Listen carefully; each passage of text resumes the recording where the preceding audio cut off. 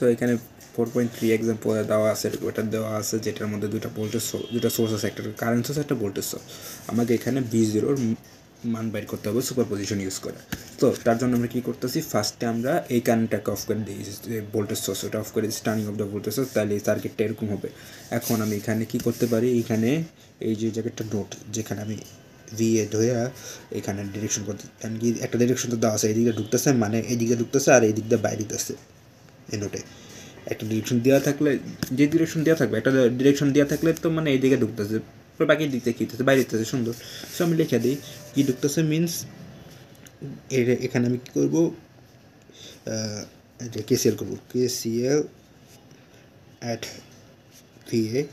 সেটা কী হইতেছে, ঢুকতেছে 8 ভোল্ট ঢুকতেছে আর বাইরে হইতেছে কী দেওয়া, এদিক দিয়ে বাইরে দিতেছে। সো এটা মানে বাইরে দিতেছে মানে VA আর এটা কী আছে, এটা কারণ এটা দুইটা আছে, সো এই দুটার যোগফল হবে 3+2, কারণ এখানে দুইটা সোর্স আছে, কারণ এই দুইটা রেজিস্টার আছে V1 এর দিকে। আর এখানে কোটা আছে VA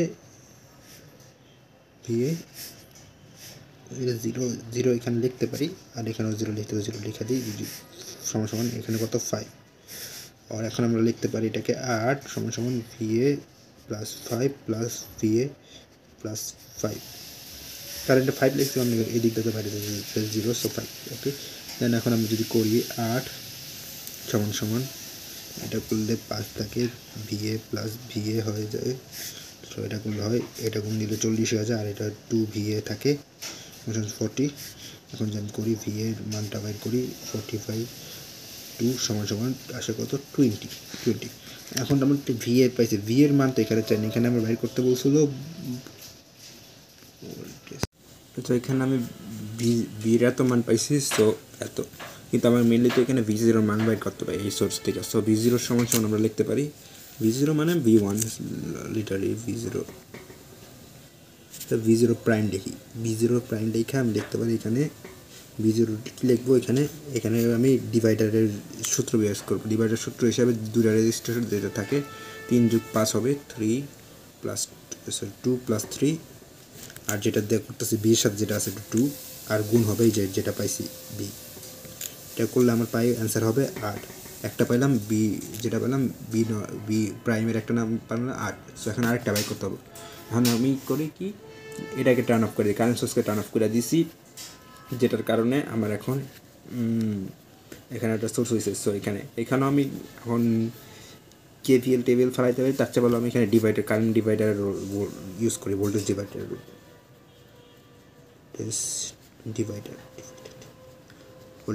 দিয়ে করলে সহজ হয়। সো ভোল্টেজ ডিভাইডারের জন্য আমরা কি লিখতে হবে, এটা তো V'2 লিখি, কারণ দ্বিতীয়টা বাই করতেছি। সো এখানে কি লিখতেছি, এখানে কি হচ্ছে, এটার সাথে কত আছে 2 আছে, সো 2, আর বাকিগুলো যোগ হবে 2 3 প্লাস 2। এটা 2 হয়েছে কারণ এটার সাথে আছে, আমার তো এটারই মান বাইর করতে হবে, এটারই প্রাইম। সো এটার সাথে আছে দেখে এটা 2 হয়েছে, আর বাকিগুলো যোগফল হয়েছে।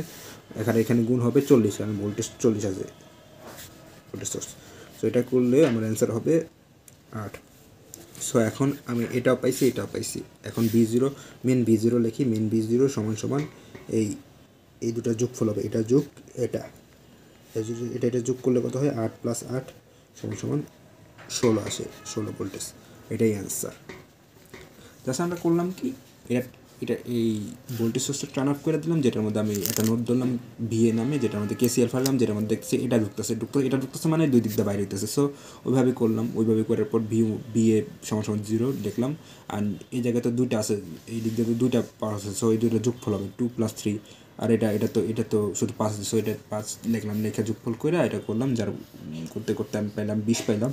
কিন্তু এটা তো মেন V0 না। সো এটা এই V0 বাইর করার জন্য আমি কারেন্ট ডিভাইডার বা ভোল্টেজ ডিভাইডার, যেটা এগুলো ভোল্টেজ ডিভাইডার সূত্র বের করলাম, যেটার মধ্যে আমি দিলাম এটার সাথে 20 সাথে তো 2 আছে, সো V0 আর 2 + 3 কইরা, আর এটার সাথে যে 20 আছে ওটা গুণ করলে কত হয় 8 আসে। এটা পেলাম V', একটা V0 একটা মান পাইলাম। আরেকটা হলো টার্নিং অফ কারেন্ট অফ করে দিলাম, যেটার মধ্যে আমি কী করছি ভোল্টেজ ডিভাইডার সূত্র ব্যবহার করছি সেমি, যেটার মধ্যে আমি করছি কি এটা তো V0 সাথে আছে, আর বাকিগুলো তিনটা যেটা আছে ওটা যোগ করে 20 দিয়ে গুণ দিচ্ছি 10 করার পর কী হয়েছে 8 অ্যান্সার বাইরেছে, জাস্ট এটা দুইটা যোগ করছি তাহলে 16 হয়ে যাবে। এটাই অ্যান্সার সুপারপজিশন ইউজ করে।